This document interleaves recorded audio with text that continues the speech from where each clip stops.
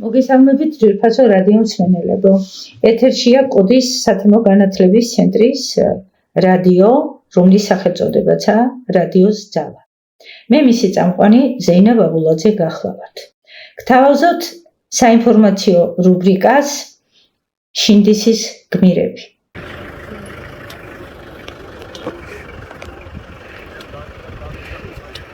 დღეს არის 2025 წლის 11 აგვისტო. ვიმყოფებით შინდისში, შინდისის გმირების ხსოვნის საპატივსაცემად. გორის რაიონის სოფელ შინდის 17 წელია თავისი გმირები ყავს. მათ შინდისის გმირებს ეძახიან. აქ 2008 წლის 11 აგვისტოს სენაკის მეორე ბრიგადის 17 ჯარისკაცი გმირულად დაიღუპა და საქართველოს თავგანწირვის საოცარი მაგალითი აჩვენა. ასეთი რამ ფილმებშიც არ გვინახავსო. 17-დან ერთადერთი სახსალამათი ჯარისკაცი, რომელსაც შეუძლია გაქცევა, მუხლებზე დასვენებული დაჭრილი თანამებრძოლის თავს გულში იხუტებს, ჯიბიდან მობილურ ტელეფონს იღებს და სადღაც რეკავს. მიპასუხე მამაო, ღმერთო, არ გადის ეს დალოცვილი ზარი, ისმის ტკივილით ნათქვამი სიტყვები. მერე მობილურს მოისვრის და დაჭრილ ბიჭებს გასძახებს. ჩემსკენ მოიწით ძმებო, მე ვილოცებ, თქვენ თუნდაც გულში გაიმეორეთო. მამაო ჩვენო, რომელი ხარ ცათა შინა და ბრძოლის ველზე, ანგელოზის გალობასავით ისმის ლოცვა დაჭრილი ჯარისკაცების. ლოცვის დასრულების შემდეგ მცირე პაუზა იყო. მცირე პაუზა.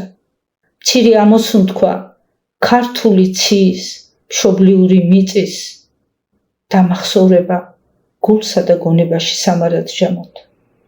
მიხეილ დვალიშვილი, ალექსანდრე უნიანი, რუსლან წულაძე, ზვიად კაცაძე, ილია გაბუნია, რომან ზოიძე, კახა კოშაძე, ემზარ წილოსანი, ილია შეყლაშვილი, თემურ ბერიძე, ფელიქს კაკაურიძე, ვეფხია ჯიშკარიანი, ირაკლი ჯანელიძე, მარლენ ბარამია, ლევან მელიქაძე, შმაგი კუპატაძე, ნიკოლოს ფორჩხაძე. 17 ქართველი ჩაიხუტა სამარადისოდ მრავალტანჯულმა ქართულმა მეხსიერებამ და მე რამდენეთ ღმერთო, მე რამდენეთ ეწირებიან სამშობლოს სიყვარულს ქართველები. ასე იყო, ასე იქნება, ყოველთვის სამარად ჟამოთ, რადგანაც როგორც მათ სიტყვებს დავესესხები, ჩვენ ვართ კაცები, არ ვართ ლაჩრები, გულის კაცები და ვაშკაცები.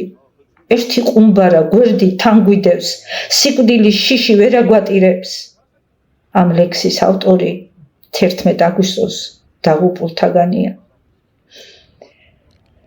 21 წლის იყო მიხეილ დვალიშვილი, ლექსებს წერდა და როგორც ხშირად ამბობდა, საქართველო სიგიჟემდე უყვარდა და ჰოიბედის წერა საოცარო 2008 წლის 11 აგვისტოს სიგიჟემდე, სამშობლოზე სიგიჟემდე შეყვარებულ კიდევ 16 ქართველს მიხეილ დვალიშვილი ერთად შეხვდა სიკვდილს სამშობლოს უკვდავებისთვის გაღებულს, სიკვდილს, რომელსაც უკვდავება მოაქვს სამშობლოსათვის. ერთი წამით არ უფიქრიათ უკან დახევა, როდესაც მრავალრიცხოვან მტერს გადაეყარნენ, არ შემდრკალან, მიუხედავად იმისა, რომ ხუთნი ირაკლი ჯანელიძე, ნიკოლოს ფორჩხაძე, მარლენ ბარამია, ლევან მელიქაძე და შმაგი კუპატაძე პირველივე დარტყმის დროს დაკარგეს. 12 დარჩნენ. 5 ბიჭი კოლონის პირველივე მანქანაში ჩაკლა მტერმა. დანარჩენები თითქმის საათი და 20 წუთი განუწყვეტლი უტენდნენ ოკუპანტებს. ისე ძლიერად, ისე თავგამეტებით, რომ მტერს ეგონა ბატალიონი თუ არა უთუოდ ასეული გვებრძვისო. ვინ არიან ადამიანები თუ ქაჯები ვერ გაგვიგიაო, ღმუოდნენ თურმე რუსები, სანამ დაფლეთილი 12 ვაჟკაცის ცხედარი არ ნახეს. მიხეილ დვალიშვილმა თითქოს იწინასწარმეტყველა ეს ტრაგედია 10 აგვისტოს ბრძოლის ველზე უთქვამს ბევრნი ვიყავით ერთი სამარე თხილის გულივით გავინაწილეთ 11 აგვისტოს